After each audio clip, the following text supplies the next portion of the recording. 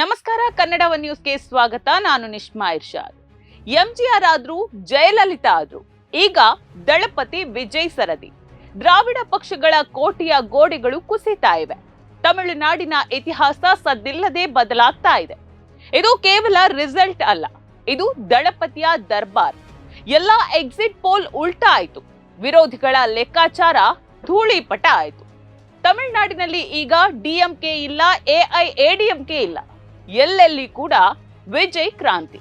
ಸಿನಿಮಾದಲ್ಲಿ ಮಾತ್ರ ಅಲ್ಲ, ಈಗ ರಾಜಕೀಯದಲ್ಲೂ ವಿಜಯ್ ಅವರದ್ದೇ ರಿಯಲ್ ಶೋ. ಇಮ್ಮೆಚ್ಯೂರ್ ಪೊಲಿಟಿಷಿಯನ್ ಅಂದ್ರು, ಪರ್ಸನಲ್ ಲೈಫ್ ಟಾರ್ಗೆಟ್ ಮಾಡಿದ್ರು, ಕಾಲಿಳಿಯೋಕೆ ನೂರಾರು ಜನ ಇದ್ರು.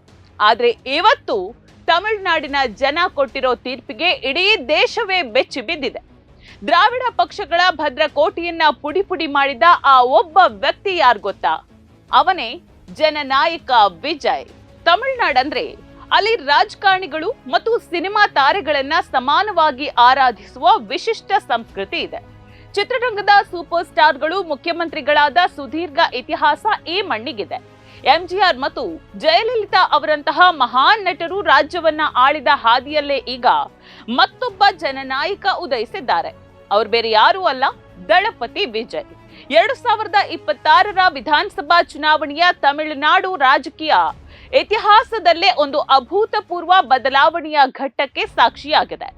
ಚುನಾವಣೆ ಫಲಿತಾಂಶದ ಆರಂಭಿಕ ಹಂತದಲ್ಲಿ ಹಲವು ಎಕ್ಸಿಟ್ ಪೋಲ್ಗಳು ಡಿಎಂಕೆ ಜಯ ಗಳಿಸಲಿದೆ ಅಂತ ಭವಿಷ್ಯ ನುಡಿದಿದ್ವು. ಆದ್ರೆ ಆಕ್ಸಿಸ್ ಮೈ ಇಂಡಿಯಾ ನೀಡಿದ ಅಚ್ಚರಿಯ ಮುನ್ಸೂಚನೆ ಈಗ ಸತ್ಯವಾಗಿದೆ. ವಿಜಯ್ ಅವರ ತಮಿಳಿಗ ವೆಟ್ರಿ ಕಳಗಂ ಅಧಿಕಾರದ ಗದ್ದುಗೆ ಏರೋದಕ್ಕೆ ರೆಡಿಯಾಗಿದೆ. ದಶಕಗಳಿಂದ ಬೇರೂರಿದ್ದ ದ್ರಾವಿಡ ಪಕ್ಷಗಳ ಭದ್ರಕೋಟೆಯನ್ನ ವಿಜಯ್ ಅಕ್ಷರಶಃ ಭೇದಿಸಿದ್ದಾರೆ. ಟಿವಿಕೆ ಮುಖ್ಯಸ್ಥ ವಿಜಯ್ ಅವರು ತಾವು ಸ್ಪರ್ಧಿಸಿದ್ದ ಪೆರಂಬೂರು ಮತ್ತು ತಿರುಚಿ ಈಸ್ಟ್ ಎರಡೂ ಕ್ಷೇತ್ರಗಳಲ್ಲಿಯೂ ಭರ್ಜರಿ ಜಯವನ್ನ ದಾಖಲಿಸಿದ್ದಾರೆ. ಆರಂಭಿಕ ಹಂತದಲ್ಲಿ ಅವರು ಕಾಯ್ದುಕೊಂಡ ಬೃಹತ್ ಮತಗಳ ಅಂತರ ಅವರ ಅಪ್ರತಿಮ ಜನಪ್ರಿಯತೆಗೆ ಸಾಕ್ಷಿಯಾಗಿದೆ. ಒಬ್ಬ ನಟನಾಗಿ ಮಾತ್ರ ಅಲ್ಲದೆ ಒಬ್ಬ ನಾಯಕನಾಗಿ ತಮಿಳು ಜನತೆ ವಿಜಯ್ ಅವರನ್ನ ಸಂಪೂರ್ಣವಾಗಿ ಒಪ್ಪಿಕೊಂಡಿದ್ದಾರೆ ಎಂಬುದು ಈ ಗೆಲುವಿನಿಂದ ಸಾಬೀತಾಗಿದೆ.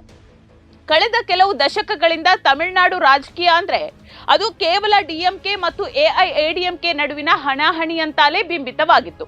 ಆದ್ರೆ ಈ ಬಾರಿ ಈ ಎರಡೂ ಬಲಿಷ್ಠ ಪಕ್ಷಗಳ ಪೈಪೋಟಿಯನ್ನ ಮುರಿದು ವಿಜಯ್ ಅವರ ಟಿವಿಕೆ ಅತಿ ದೊಡ್ಡ ಪಕ್ಷವಾಗಿ ಹೊರಹೊಮ್ಮಿದೆ. ವಿಶೇಷವಾಗಿ ಉತ್ತರ ತಮಿಳುನಾಡು ಮತ್ತು ಗ್ರೇಟರ್ ಚೆನ್ನೈ ಭಾಗದಲ್ಲಿ ಟಿವಿಕೆ ಬಿರುಗಾಳಿ ಎದ್ದಿತ್ತು. ಆಡಳಿತಾರೂಢ ಡಿಎಂಕೆ ಮೈತ್ರಿಕೂಟದ ಲೆಕ್ಕಾಚಾರವನ್ನ ಇಲ್ಲಿ ಸಂಪೂರ್ಣವಾಗಿ ಧೂಳಿಪಟ ಮಾಡಿದೆ. ಈ ಯಶಸ್ಸು ಆಕಸ್ಮಿಕವೇನೂ ಅಲ್ಲ. ಫೆಬ್ರವರಿ 2024ರಲ್ಲಿ ಪಕ್ಷ ಸ್ಥಾಪಿಸಿದಾಗ ರಾಜಕೀಯ ನನಗೊಂದು ಹವ್ಯಾಸವಲ್ಲ, ಇದೊಂದು ಪವಿತ್ರ ಸೇವೆ ಅಂತ ಘೋಷಿಸಿದ್ದ ವಿಜಯ್ ತಮ್ಮ 69ನೇ ಚಿತ್ರ ಜನನಾಯಕನ್ ನಂತರ ಬಣ್ಣ ಹಚ್ಚೋದಿಲ್ಲ ಅಂತ ಸಾರಿದ್ರು.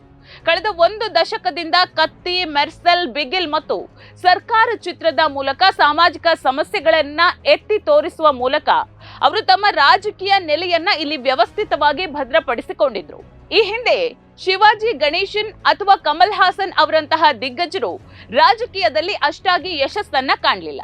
ಆದ್ರೆ ಆಂಧ್ರದ ಎನ್.ಟಿ. ರಾಮರಾವ್ ಅವರು ಪಕ್ಷ ಸ್ಥಾಪಿಸಿದ ಕೆಲವೇ ತಿಂಗಳಲ್ಲಿ ಸಿಎಂ ಆಗಿದ್ದು ವಿಜಯ್ಗೆ ದೊಡ್ಡ ಸ್ಫೂರ್ತಿಯಾಗಿತ್ತು. ತಾವು ಸ್ಥಾಪಿಸಿದ ವಿಜಯ್ ಮಕ್ಕಳ ಇಯಕಂ ಫ್ಯಾನ್ ಕ್ಲಬ್ಗಳನ್ನ ಶಕ್ತಿಯುತ ರಾಜಕೀಯ ಪಡೆಗಳನ್ನಾಗಿ ಪರಿವರ್ತಿಸುವಲ್ಲಿ ವಿಜಯ್ ಯಶಸ್ವಿಯಾದ್ರು. ಇದು ಇಂದು ತಮಿಳುನಾಡಿನಲ್ಲಿ ಜೆನ್ಸಿ ಕ್ರಾಂತಿಯನ್ನ ನೆನಪಿಸುವಂತಹ ಸಂಚಲನವನ್ನ ಮೂಡಿಸಿದೆ. ವಿಜಯ್ ಅವರ ಈ ಪಯಣ ಸುಗಮ ಏನೂ ಆಗಿರಲಿಲ್ಲ. ಕರೂರು ಸಮಾವೇಶದ ಕಾಲ್ತುಳಿತದ ಘಟನೆ ಮತ್ತು ಅವರ ವೈಯಕ್ತಿಕ ಜೀವನದ ಮೇಲಿನ ದಾಳಿಗಳು ಒಂದ್ ರೀತಿ ದೊಡ್ಡ ಸವಾಲಾಗಿದ್ವು ಅವರಿಗೆ. ಕರ್ನಾಟಕದ ಉಪಮುಖ್ಯಮಂತ್ರಿಗಳು ಸೇರಿದಂತೆ ಹಲವರು ಅವರನ್ನ ಅಪಕ್ವ ರಾಜಕಾರಣಿ ಅಂತಾನೂ ಲೇವಡಿಯನ್ನ ಮಾಡಿದ್ರು.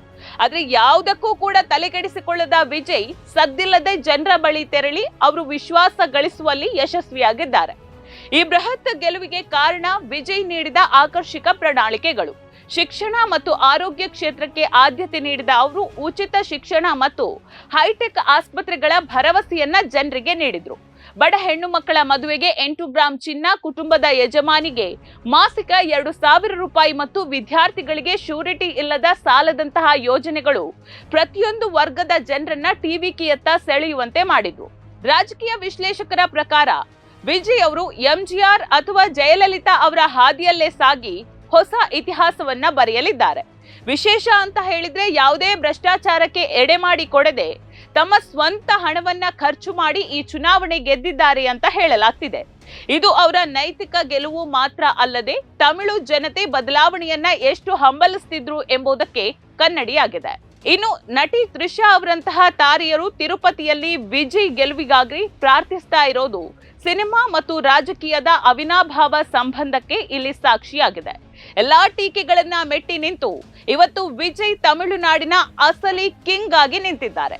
ಹಳೆಯ ತಲೆಮಾರಿನ ರಾಜಕೀಯಕ್ಕೆ ಬ್ರೇಕ್ ಹಾಕಿ ದಳಪತಿಯ ಹೊಸ ಆಡಳಿತದ ಪರ್ವ ಇಂದಿನಿಂದ ಅಧಿಕೃತವಾಗಿ ಆರಂಭ ಆಗಿದೆ.